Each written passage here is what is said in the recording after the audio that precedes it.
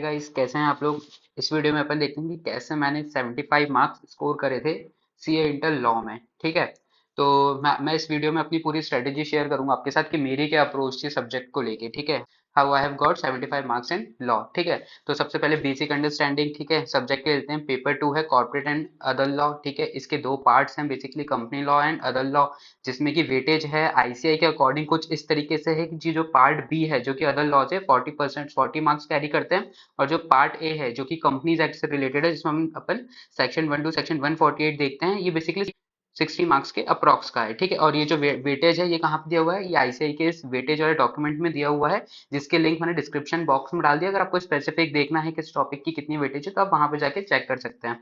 अब अपन आते हैं अपने टॉपिक के ऊपर कि अप्रोच क्या थी, बेसिकली क्या अप्रोच होनी चाहिए सब्जेक्ट से रिलेटेड। तो सबसे पहले अपन फर्स्ट पॉइंट देखते हैं कि बेसिकली अपन सब्जेक्ट कवर कहाँ से करें। तो देखिए, अगर अभी तक का जो मेरा एक्सपीरियंस है या फिर आप और किसी फैकल्टी की भी बात सुनेंगे या फिर किसी की बुक्स भी देखेंगी, तो मेनली जो किसी की बुक्स में भी कवर है वो क्या है, आईसीआई का मटेरियल है। तो क्यों हम किसी और की बुक्स को रेफर करें जब तक अपने पास आईसीआई का मटेरियल है।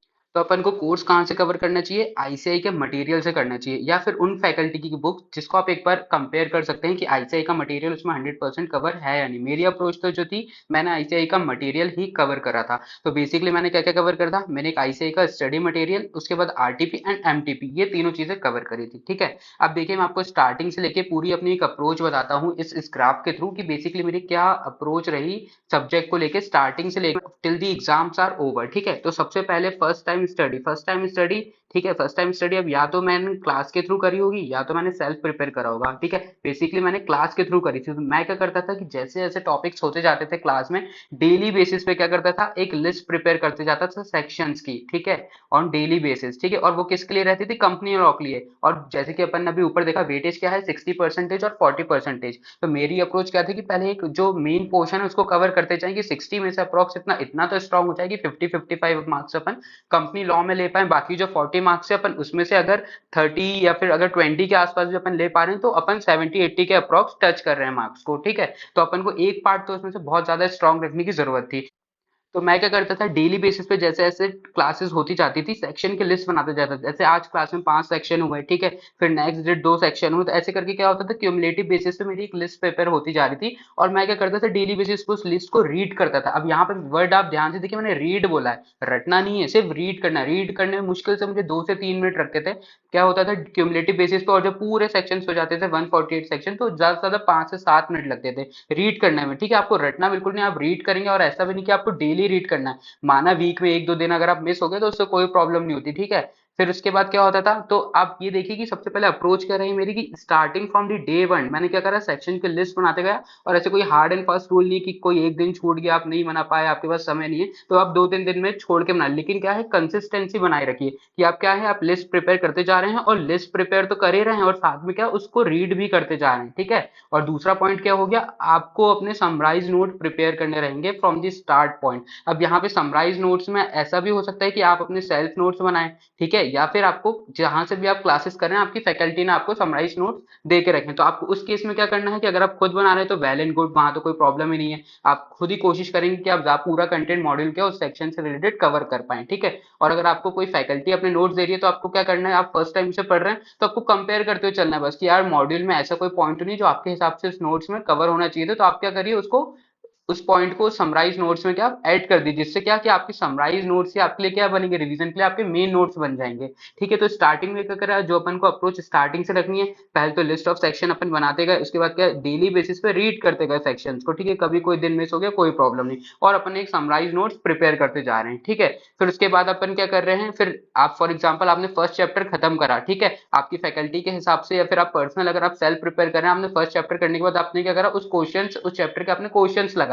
ठीक है। अब क्वेश्चंस आप लगाओगे तो क्या आप उन क्वेश्चंस को मार्क करते हुए चलिए जिनको क्या, जो आपको थोड़ा ट्रिकी लगी। देखिए कि ऐसा कोर्स में अगर अभी तक आप देखेंगे तो ऐसा कुछ भी नहीं होता कि कुछ डिफिकल्ट हो कुछ टफ हो। क्या होता है कि कुछ चीजें ऐसी होती है जो अपन को ट्रिकी लगती है। ठीक है। और फिर क्या होगा कि आप उन क्वेश्चंस को मार्क करिए जो आपको थोड़े ट्रिकी लग रहे हैं, आपको लग रहा है कि यार ये चीज भूलने जैसी है, तो आप क्या करिए, आप उन क्वेश्चंस को मार्क करिए। मैं आपको एक और चीज बताता हूँ कि स्टार्टिंग में जब आप क्लास स्टार्ट करेंगे, आपने पूरा कोर्स तो 0 to 100% देखा है नहीं। ठीक है। आपने मान लीजिए आपने सिर्फ पहला चैप्टर देखा है। अब आप उसकी एक्सरसाइज में आगे कुछ क्वेश्चंस ऐसे होंगे जिसमें क्या होगा, रेफरेंस होगा किसी आगे का चैप्टर का, ठीक है, तो वो क्वेश्चन आपको क्या लगेगा, ट्रिकी लगेगा, तो आप उस क्वेश्चन को भी कर लोगे, मार्क कर लोगे, ठीक है। तो स्टार्टिंग में आप देखोगे कि आप जब फर्स्ट टाइम क्लास करोगे या फिर आप फर्स्ट टाइम जब पढ़ोगे तो आपके जो क्वेश्चन मार्क्ड रहेंगे वो बहुत ज्यादा रहेंगे क्वांटिटी में, ठीक है। लेकिन क्या होगा, आप जैसे जैसे रिवीजन करते जाओगे, आप जैसे जैसे आपका कोर्स खत्म होते जाएगा, आपको पता चलते जाएगा कि यार अच्छा कि हाँ इसको इस कॉन्सेप्ट की लिंकिंग वहां से, क्वेश्चन तो इजी था। तो क्या होगा, ओवर द टाइम आपके क्या होंगे, जो मार्क्ड क्वेश्चन थे वो क्या होंगे, डिक्रीज हो जाएंगे, और वो किसके ऊपर डिपेंड रहेगा, आपके नंबर ऑफ रिवीजन के ऊपर, ठीक है। फिर क्या होगा, फिर आप देखिए आपके सेक्शन की लिस्ट प्रिपेयर है, आपके पास summary notes over the time prepare होती जा रही है, और आप क्वेश्चंस भी मार्क करते जा रहे हो, ठीक है। और यही मेरी अप्रोच थी, मैंने starting from the day one मैंने सेक्शंस की लिस्ट रेडी करके रखी थी, मतलब जैसे जैसे क्लास में सेक्शंस होते जा रहे थे मैं क्या कर रहा था, सेक्शन की लिस्ट बनाते जा रहा था, प्लस समरी नोट्स मार्क करते जा रहा था। मेरी अप्रोच ये थी, मैं मॉड्यूल में ही हाईलाइट करते रहता था कि समरी की मुझे एंड में इस सेक्शन में बस ये हाईलाइटेड कंटेंट देखना है, मैंने अलग से कोई नोट्स प्रिपेयर नहीं करे थे, ठीक है। उसके बाद में क्या करता था, जिस चैप्टर के क्वेश्चन करता था उसमें से क्वेश्चंस क्या मार्क कर लेता था, और जैसे जैसे एक फ्लो बनते जाता था, तो टॉपिक खत्म हो जाता था, फिर उसके बाद एक सब्जेक्ट मान लीजिए पूरा खत्म हो जाता, फिर अपन वापस रिवाइज करते थे। तो जो मार्क्ड वाले क्वेश्चन था, आपको खुद समझ में आएगा कि यार 5 क्वेश्चन मैंने मार्क करे थे जो कि सेम जैसे थे, अब उसमें से सिर्फ 2 क्वेश्चन है जो कि सच में देखने लायक है, बाकी आप 3 खुद ही हटा दोगे, ठीक है। तो आप मार्किंग स्टाइल रख सकते हो कि ये वाले मार्क मार्क क्वेश्चन हो गए जो फाइनल में आपको एंड में देखना है, ठीक है। उसके बाद आप एक समय पे आ जाएंगे जब आपको क्या, RTP and mock test paper release हो जाएगी आईसीआई की, तो आप RTP and mock test paper बढ़िया बढ़िया सॉल्व करिए, ठीक है। उसके बाद अब उसमें क्या करिए, उसमें भी आप सेम चीज क्या करिए, न्यू एंड डिफरेंट टाइप के क्वेश्चन जो आपको लगता है जो कि आरटीपी में है लेकिन आपकी प्रैक्टिस में रह गए, आप उनको मार्क करके चलिए। क्यों मार्क करके चलिए, कि एग्जाम के एक दिन पहले आपको ये चीज देख के जानी है, क्योंकि हो सकता है कि न्यू एंड डिफरेंट क्वेश्चन आपके एग्जाम में आ जाए जो आपको थोड़े ट्रिकी लग रहे हैं, ठीक है। तो अभी तक देखिए अपने पास मार्क क्वेश्चन एक तो मटेरियल में भी आ गए, और आरटीपी मॉक टेस्ट पेपर में अगर कोई न्यू क्वेश्चन है तो वो भी आ गया, ठीक है। अपने पास नोट्स भी प्रिपेयर हो गए, और डेली बेसिस पे क्या करना है, अपन सेक्शन को रीड करना है, ठीक है। अभी मैं आपको एंड में बताऊंगा कि ये रीड करने का बेनिफिट क्या होगा एग्जाम में, ठीक है। अब आप देखिए अपना कोर्स का कवरेज हो गया, मान लीजिए आपने क्या 2 से 3 रिवीजन मान लिए पूरे, और आप डेली बेसिस पे 5 से 7 मिनट बस, ये मेन पॉइंट था मेरे लिए तो, कि मैं सेक्शन के जो नाम रिवाइज करता था, और उससे क्या होता था वो अभी अपन आगे देखते हैं, ठीक है। तो क्या हुआ, अब आप देखिए कि 1.5 डे बिफोर एग्जाम क्या सिचुएशन होनी चाहिए, अपन को कोर्स तो 1.5 दिन में पूरा ही करके जाना है, 100% रिवाइज, माना 99% कुछ थोड़ा बहुत छूट गया इतना चलता है, उसकी कोई प्रॉब्लम नहीं है, लेकिन अपनी क्या अप्रोच होनी चाहिए कि 100% रिवीजन अपन को इन 1.5 डे में करना है, ठीक है। अब ये कैसे हो सकता है, एक तो देखिए अब मैंने क्या करा था, मैं आपको मेरा बताता हूँ। मैं सबसे पहले जब पेपर देकर आया तो सबसे पहले क्या करा, जो भी अपन ब्रेक वगैरह लेने के बाद सेक्शन की लिस्ट मैंने फटाक से रिवाइज करी, उसके बाद जो समराइज नोट्स थे मैंने वो हर चैप्टर के उठाया, जैसे चैप्टर नंबर 1 के उठाए, फिर मैंने उसके क्या करे, जो मार्क्ड क्वेश्चन थे वो करे, फिर मैंने चैप्टर नंबर 2 के क्वेश्चन उठाए, फिर उसके बाद उसके मार्क्ड क्वेश्चन थे वो करे, ठीक है। और यहाँ पे आप देखिए ये जो मैंने लिस्ट बनाई थी ना, ये मैंने पूरे कोई लॉ के लिए नहीं बनाई थी जो आपके नॉर्मल एक्ट्स वगैरह थे, मैंने सिर्फ कंपनी लॉ के लिए बनाई थी, ठीक है, सिर्फ कंपनी लॉ के लिए लिस्ट बनाई थी।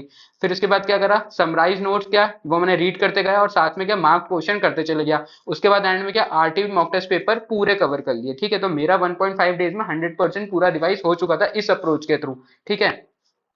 तो एक तो आप ये देखिए एग्जाम के पहले ही मेरा क्या 100% कवरेज हो चुका था, तो मैं ऑलरेडी क्या कॉन्फिडेंट था। और अब आप देखिए कि सेक्शन की जो लिस्ट है इसने मुझे बेनिफिट कैसे दिया इस एग्जाम के समय, ठीक है। एक तो क्या मैं सेक्शंस के जो नंबर है उसको लेके क्या कॉन्फिडेंट था एग्जाम में, ठीक है, कि हाँ इस क्वेश्चन का यही सेक्शन है। और ये ऐसा नहीं था क्योंकि मैंने एक दिन पहले पढ़ा था, क्योंकि मैं इस पूरे पीरियड में उन सेक्शंस के नंबर को क्या कर रहा था, रिवाइज करते हुए आ रहा था, तो क्या वो मेरे मन में बैठ चुके थे, मुझे रटने की जरूरत ही नहीं पड़ी, वो मुझे अपने आप ही याद हो गए, ठीक है। और दूसरा क्या हुआ, अब मैं खुद कॉन्फिडेंट था तो मैंने उस क्वेश्चंस को क्या करा, मैंने उस सेक्शन को क्या करा, अपने आंसर में प्रेजेंट करा। अब उसको प्रेजेंट करने से क्या हुआ, एग्जामिनर के ऊपर मेरा इंप्रेशन अच्छा गया, ठीक है। उससे क्या हुआ, हो सकता है कि मुझे एक्स्ट्रा मार्क्स मिले as as comparison to other student जिनने सेक्शन ना लिखे हों, ठीक है। उसके बाद दूसरा पॉइंट ये है कि जब मैं इन पूरे सेक्शंस को रिवाइज करता था, सिर्फ उनका नाम ही रीड करता था, उससे क्या होता था, एक ब्रॉड अंडरस्टैंडिंग सेक्शन की मेरे दिमाग में बनी रहती थी हमेशा के लिए। और आपको पता है कि एक ऑर्डर रहता है कि लॉ में भी कि ये सेक्शन है उसके बाद ये है, तो एक प्रोसेस टाइप की मेरे दिमाग में हमेशा बनी रहती थी।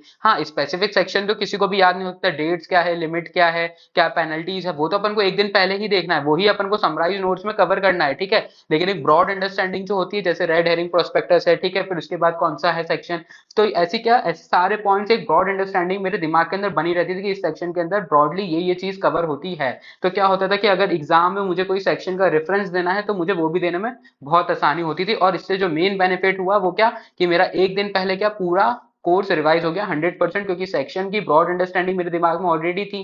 उसके बाद मैंने समराइज नोट फटाफट कवर करते गए और साथ में जो मार्क क्वेश्चन थे वो कवर करते चले गए। ठीक है बच्चों, तो ये मेरी पूरी स्ट्रेटेजी थी कि कैसे मैंने मार्क्स स्कोर करे 75 इन लॉ एग्जाम। ठीक है, इसको मैं एक बार सम अप कर देता हूँ आपके लिए कि सबसे पहले क्या, अपना जो कोर्स मटेरियल है वो आप बिल्कुल फिक्स करके रखिए कि आपकी फैकल्टी की बुक या फिर आईसीआई मटेरियल। ठीक है, आप जब क्लास करते जा रहे हैं फर्स्ट टाइम, तो उसी टाइम अगर आपको फैकल्टी है तो एक बार आप कंपेयर कर सकते हैं कि आईसीआई का मटेरियल 100% कवर हो रहा है या नहीं हो रहा है, और अगर कवर हो रहा है तो आप अपनी फैकल्टी की बुक से ही कैरी ऑन करिए। ठीक है, उसके बाद अप्रोच क्या रखिए, तो फर्स्ट अपन ने क्या देखा, एक तो आप सेक्शन की लिस्ट बनाओ और दूसरी एक समराइज लिस्ट बनाते चलिए ओवर द टाइम। ठीक है, क्योंकि बच्चों और आप ये देखिए, ये पूरी जो एक प्रोसेस है ये ओवर द टाइम है, कंसिस्टेंसी अपन को रखनी है। और मैं एक्सेप्शन मानता हूँ कि वहां पे कभी होगा एक दो दिन आपने नहीं बनाए, लेकिन आप कोशिश करिए कि आप उसको रेगुलरली फॉलो करते रहें। ठीक है, उसके बाद आप क्या करिए, जैसे जैसे आपके चैप्टर्स होते जा रहे हैं आप उसके क्वेश्चंस भी साथ में लगाते चाहिए। उसके बाद क्या, उन क्वेश्चंस को मार्क करते चलिए जो आपको क्या ट्रिकी लगते हैं, और जैसे जैसे आप ओवर द टाइम रिवीजन बढ़ाएंगे क्या होगा, ये ट्रिकी क्वेश्चंस अपने आप ही कम हो जाएंगे। ठीक है, कि आप उस क्वेश्चन को हटा दोगे कि यार ये